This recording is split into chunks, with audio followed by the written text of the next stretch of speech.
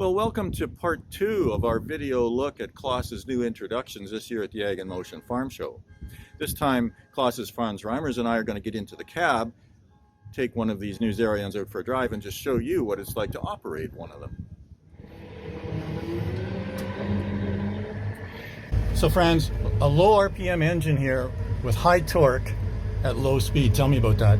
Yeah, so this has the low engine RPM concept 2.0 in it, of all numberings. We've already played with that in the past models where we'd like to keep the RPM as low as possible for fuel savings naturally. This one here is gotten an even better low RPM curve, so the power that is available from the 650 horsepower for this Mercedes engine right at 1300 RPM all the way through to the range of 1900 RPM basically. So the reason why we do that, one, it uses less fuel, but also we are allowing the transmission then to play with the different engine RPMs. If I step on it right here, you'll see the engine RPM, you'll hear it come up, and the transmission is shifting along, and I'll hold it steady, and all of a sudden, you know, the engine settles right back down to just what it needs. The transmission just shifts up instead, right? So whether you drive it in foot mode or in pedal mode, you know, that is up to you. You can just switch on the go. Ergonomics are phenomenal in this tractor. Make it as easy as possible so anybody can operate. And even at that low RPM, we can still get a high hydraulic flow rate to run a fan on an air seeder. So with that, you know, air seeders are really demanding on hydraulics up to like 100 to 110 gallons a minute. This tractor allows you to put 100 to 110 gallons out at 1300 RPM. So we put 140 gallons capacity on board, so that at the lower RPM it still supplies that air seeder with everything it needs without hovering or losing any of the, you know, RPMs of the fans, for instance. We also allow up to 4 priorities of those valves in here, so that, you know, you can fix the fans to make sure that they never starve of any oil. So all 4 adjustables. Four prioritized circuits. Okay. In this.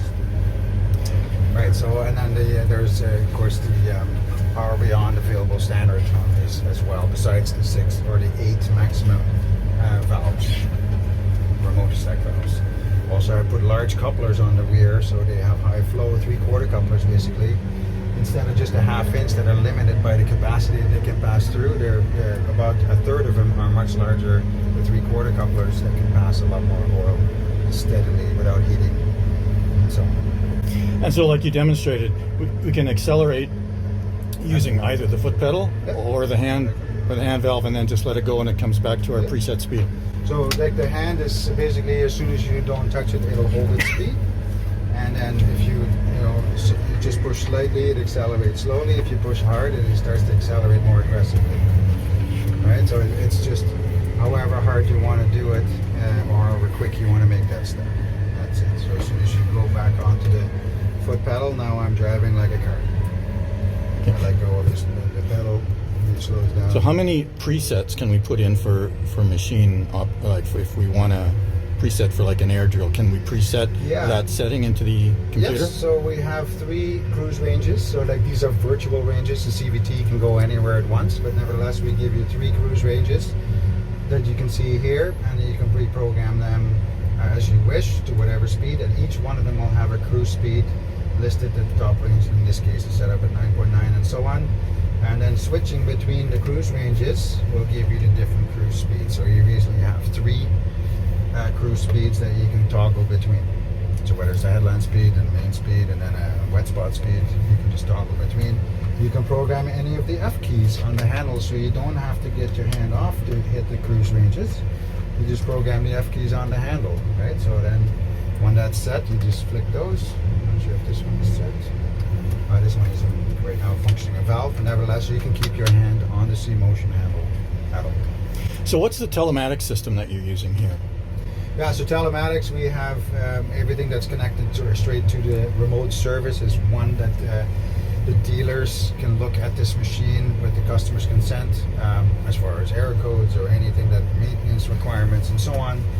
They can analyze that from afar, bring the right parts straight to the or the maintenance service interval items, whether it's filters or oil, you name it. After that, the customer has visibility of the tractor, the owner can manage the tractor, the fleet itself. by fuel levels, hours per being run, idle time, you name it. You know, it tracks every path in the field. You can map the road to get to the field, you know, so you can really, we try to make it as easy as possible for a novice to be able to operate this at full capacity all the time. That's what the owner is looking for. Can't necessarily find the best labor always. We make the labor work with the tractor, whatever labor that is.